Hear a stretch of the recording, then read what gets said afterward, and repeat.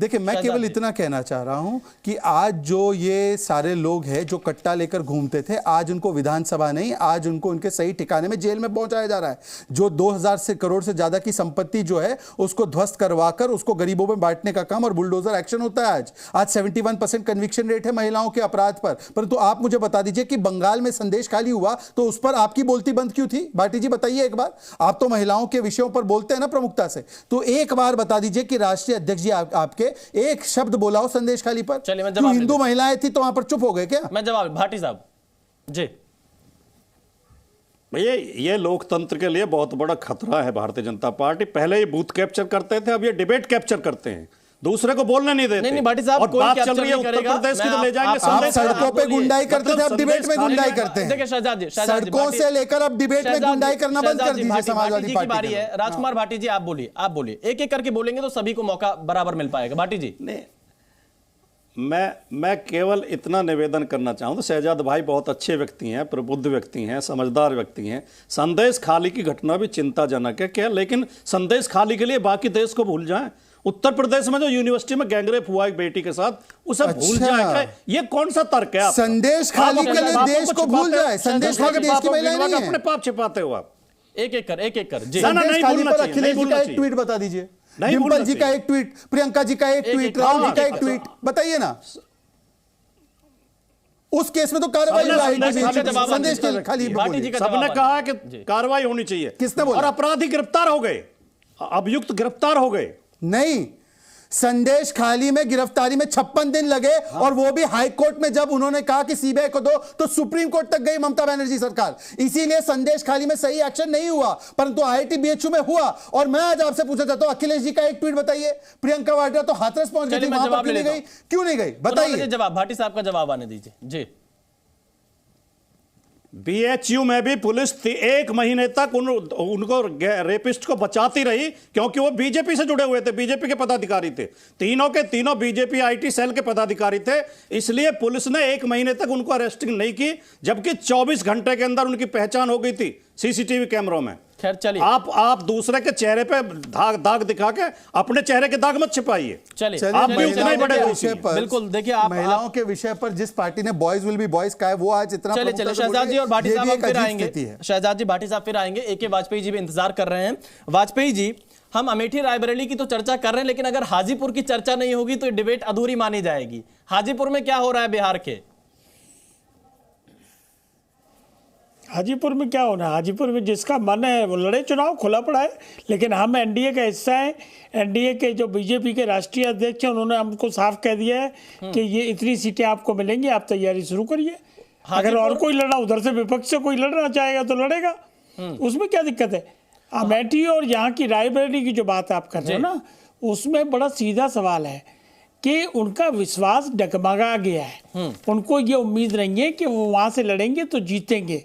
और कांग्रेस यूपी से तो गए, मेरे ख्याल से 30-35 साल हो गए निकले हुए वहां से। देखिए, आपने नाइंसाफी की है शर्मा जी के साथ। शर्मा जी को सब मालूम है, अगर आप चाहते तो पूरी जानकारी मिल जाती है आपको। अच्छा। लेकिन आपने जल्दी छोड़ दिया इनको।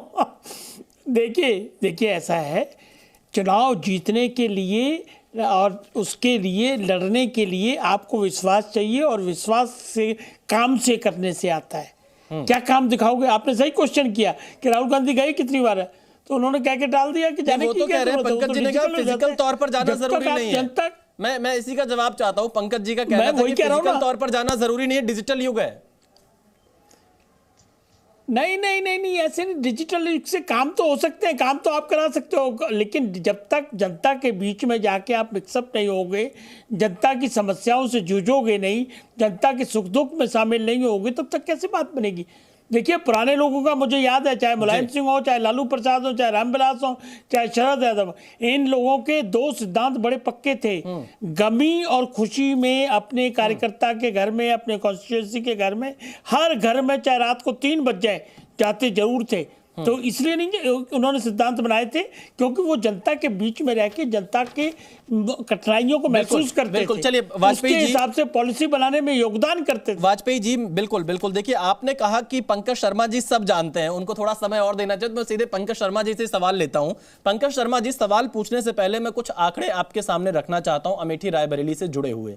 2022 के विधानसभा चुनाव में अमेठी रायबरेली दोनों लोकसभा सीट पर कांग्रेस का खाता नहीं खुला। 0 सीट पर कांग्रेस रही उस अमेठी रायबरेली में जो सालों से उसका गढ़ रहा है। इसके अलावा अगर हम देखें तो अमेठी सीट आप 2019 के लोकसभा चुनाव में हार गए, रायबरेली आपकी सीट बची। और अगर कुछ वोटों का आंकड़ा आप देखेंगे तो अमेठी लोकसभा की अमेठी शहर सीट पर कांग्रेस को मात्र 14,000 वोट मिलते हैं।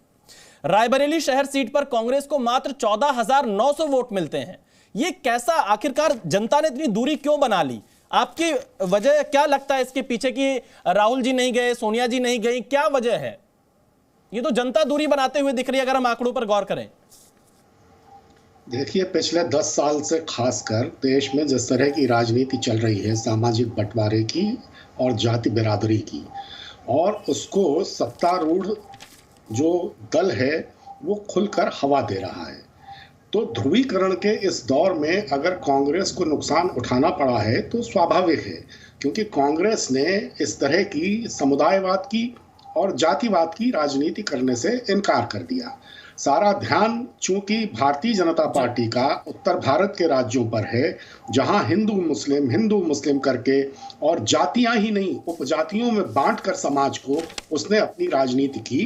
तो कांग्रेस जैसे राजनीतिक दल के लिए स्वाभाविक तौर पर परेशानियों का ये वक्त रहा। लेकिन आप विश्वास कीजिए कि आने वाले दिनों में माहौल बड़ी तेजी से बदलेगा, क्योंकि भारतीय जनता पार्टी की ये जो तिकड़में हैं, ये जो साम दाम दंड भेद की राजनीति है, दबाव की और दमन की राजनीति है, वो देश के सामने उजागर हो गई। नहीं, लेकिन पंकज जी देखिए, आप बीजेपी पर आरोप तो लगा रहे हैं जातिवाद की राजनीति करने की, लेकिन राहुल गांधी जी क्या कर रहे हैं? पत्रकारों से जाति पूछ रहे हैं, उनके मालिकों की जात पूछ रहे हैं, वो क्या कर रहे हैं? जाति नहीं पूछ रहे हैं। तो क्या पूछ रहे हैं? वो इस बात की तरफ इशारा कर रहे हैं कि इस देश में हर समुदाय के लोगों को क्या निजी क्षेत्र की और सरकारी क्षेत्र की नौकरियों में बराबर की हिस्सेदारी है, ये पूछ रहे हैं। और ये एक वाजिब सवाल है, ये इस देश का एक ऐसा सवाल है जिससे हमको रूबरू होना पड़ेगा। मैं जवाब लेता हूं, शहजाद पूनावाला से जवाब लेता हूं। शहजाद जी, सामाजिक आपके ऊपर आरोप जो लगा रहा है, सामाजिक बंटवारे का, ध्रुवीकरण का, जातिवाद का, इस तरह के आरोप लगाए जा रहे हैं। ये उदयनिधि स्टालिन बीजेपी से है क्या, जो कहते हैं सनातन समाप्त, और हाईकोर्ट और सुप्रीम कोर्ट ने उनके खिलाफ टिप्पणियां की? ये ए राजा भारतीय जनता पार्टी में क्या, जो कहते हैं कि राम मेरे दुश्मन है, मैं राम का दुश्मन हूं? ये जो स्वामी प्रसाद मौर्य थे, जिनको निकाला नहीं समाजवादी पार्टी ने, हमारी पार्टी के है क्या? ये क्या जिन्होंने कहा राम मंदिर जो है गुलामी की निशानी, आरजेडी के नेता ने, और चंद्रशेखर ने पोटेशियम साइनाइड बोला, ये सारे हमारे लोग हैं क्या? आप कार्रवाई कर देते हो। और पंकज जी वरिष्ठ है, इसलिए मैं आपसे कहूंगा, हाशिमपुरा, भागलपुर, मीरठ, मलियाना, ये सारे दंगे किसके कालखंड में हुए? मुजफ्फरनगर दंगा किसके कालखंड में हुआ? पर आ जाते हैं दूसरी बात पर। आपने कहा कि प्राइवेट और सरकारी सेक्टर में कितने हिस्सेदारी है ओबीसी की। हालांकि ओबीसी करके बांटने का प्रयास आपने मध्य प्रदेश, राजस्थान, छत्तीसगढ़ में भी किया, वहां पर क्या नतीजा आया? पर मैं आपसे पूछना चाहता हूं, सबसे बड़े क्षेत्र में हिस्सेदारी मतलब मुख्यमंत्री बनाना, हमने नायब सैनी को भी बनाया, हमने मोहन यादव को भी बनाया, विष्णु जी को भी बनाया। आपके पास एक मौका था तेलंगाना में बनाने का, किसको बनाया? रेवंत रेड्डी, जिसने कहा ओबीसी का डीएनए मेरे डीएनए से कमतर है। मान्यवर, हमारे गठबंधन का ओबीसी प्रधानमंत्री है, आप अपने गठबंधन का बता दीजिए। और तीसरी बात डंके की चोट पे लीजिए, तीसरी बात, एक लास्ट स्टेटमेंट, ओबीसी कास्ट सर्वे इनका कर्नाटका में हो रखा है, रिजल्ट जारी नहीं करे, डीके शिव कुमार ने रोक रखा है। ओबीसी कास्ट सेंसस पर हम तो तैयार है, टीएमसी ने विरोध किया हुआ है ऑफिशियली, इसीलिए इंडी गठबंधन का स्टेटमेंट नहीं आ पा रहा। अब बताइए कि कौन है उसके खिलाफ और क्या कार्रवाई करेंगे टीएमसी पर? पंकज जी जवाब दीजिए। जी न्यूज़।